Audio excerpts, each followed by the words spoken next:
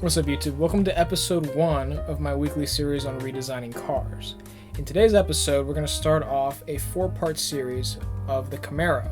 I'm going to start off with the 16 to 18 6th Gen SS, and then we're going to do the 19 to 24, the ZL1, and the never made but should have been Z28. Now, if you guys like this type of content, go ahead and comment, and make sure to like and subscribe if you want to see more of this. Now, as for the 16 to 18, I love the way they look. I think they look amazing. But if I were to just redesign it, I would do a few things differently. So without further ado, this is the design. I don't know, I think it looks pretty good. I mean, I don't know. It took me a while to fix it up. It took me a minute to really get what I wanted and kind of test the water between what I liked and what I didn't like.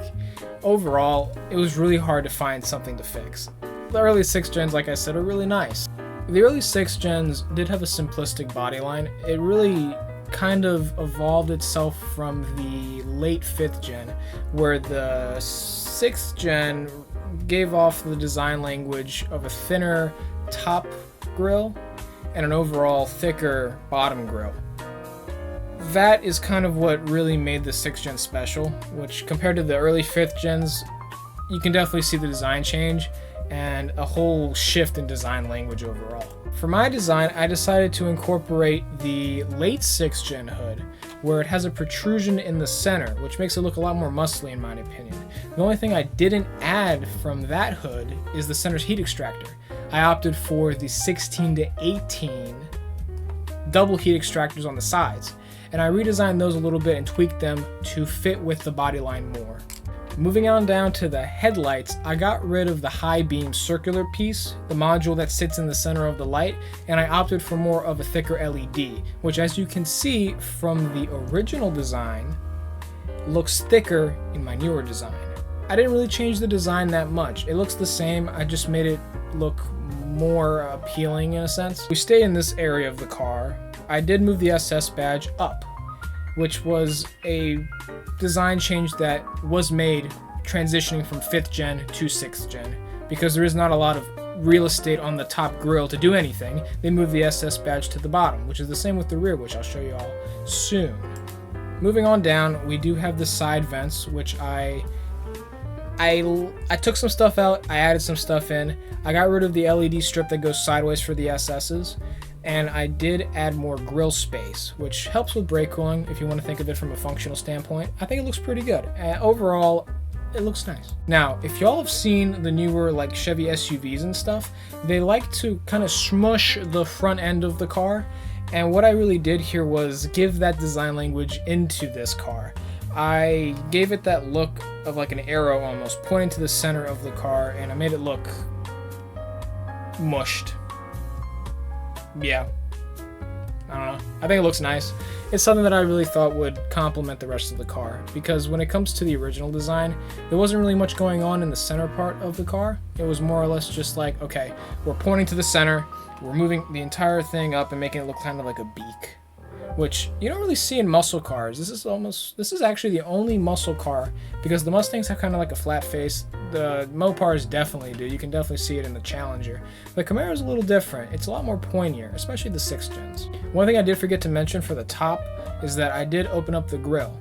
Like I said, the 5th gen to 6th gen transition, the top grille was thinner. People didn't really like that as much at the time, and I decided to say, you know what, fine, I'm gonna give in. I'm gonna make it wider, but the center of it, where the Chevy bow tie sits, I'm gonna leave thin. I'm gonna give it that look that's a little different, something that a lot of people haven't really thought of, and I think it looks nice. As for the bottom grille though, I didn't really change it at all. I think it looked fine. I did add these side vents, as you can see on the sides. The only reason why I did that was because I had a really big inspirational moment with this concept. It looks nice. I like the way they incorporated canards and dive planes into it, and I think if someone wanted to make this their own and make it like a track rally package, they could add canards to this design by just putting it between the vent and then having it protrude out from the fenders.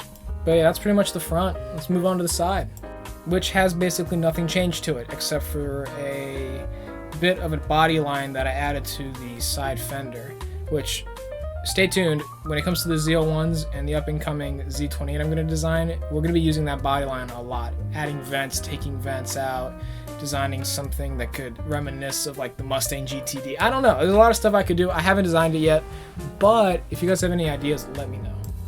This might be kind of controversial. This is the rear of the redesign for the early 6th gen. I opted for a C7 Corvette look. I like the C7s. I love them to death. I really do.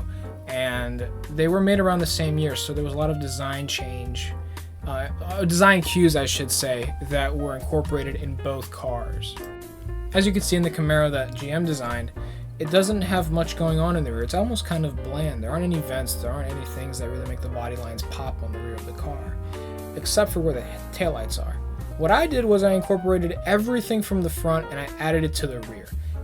Last but not least, the exhaust. It's a muscle car. It's got body lines that reminisce, jagged edges. I decided to opt for the C8 style square tip exhaust, which I think complement this Camaro better. Just because everything else is, you know, squared. So why not make the exhaust tips the same? I don't know, just my opinion. I moved the SS badge from the bumper near the taillights. I added more body lines with the heat extractors, kind of copying the C7 a little bit. And I made the taillights also look a little C7-ish. They look the same as the early 6th gens pretty much. All I did was overlap the design with another one to make it give it that double taillight look that the 6th gen has. I think it looks good. I didn't really change it much, but I did at the same time, if that makes sense. I think the only thing that I really can say really, I think, helped the design was that I moved the third brake light up right underneath the shark fin on the top of the car, which reminds me of the S550s. I don't know, I'm copying the Mustangs, whatever, right? I think it looks better. I think it makes more sense there. It doesn't look like it had to be approved by the government to have it stamped right there. And I think it flows better there than instead of right above the bow tie. That's all I have for you guys for this episode. If you guys like what you're seeing, let me know in the comments. Like and subscribe if you want some more of this. And without further ado, I'll catch you guys in the next episode. Peace.